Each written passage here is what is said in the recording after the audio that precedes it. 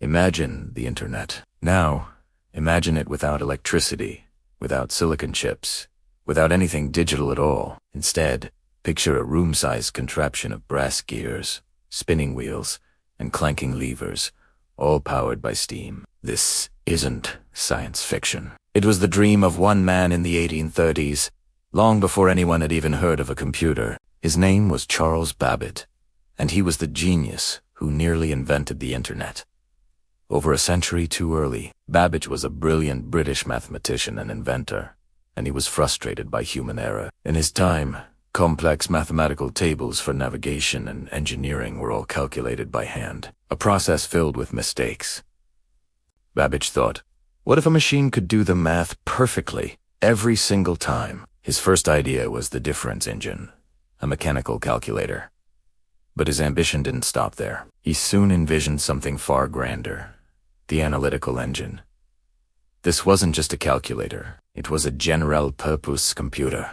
Think about what makes your phone or laptop work. It has a memory to store information, a processor to crunch numbers, and a way to get data in and results out. Babbage's Analytical Engine had all of that. It had a store to hold up to 1,000 numbers that was its memory. It had a mill where the calculations happened that was its CPU. It even used punched cards to input instructions, just like early computers in the 20th century. This was a programmable machine. It could follow a set of instructions, make decisions based on the results, and even print its answers. Babbage and his collaborator, the brilliant Ada Lovelace, who is often called the first computer programmer, understood its potential. They realized it could do more than just crunch numbers. It could manipulate any data represented by symbols, like composing music or creating art.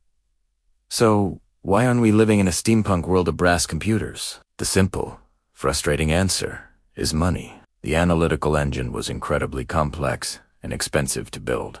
The technology of the day was pushed to its absolute limit. Babbage spent years and a fortune of his own money trying to build a prototype, but he could never secure enough funding from the British government to complete his grand vision. His ideas were just too far ahead of their time. The world simply wasn't ready for him. For decades, Babbage's detailed blueprints and notes gathered dust.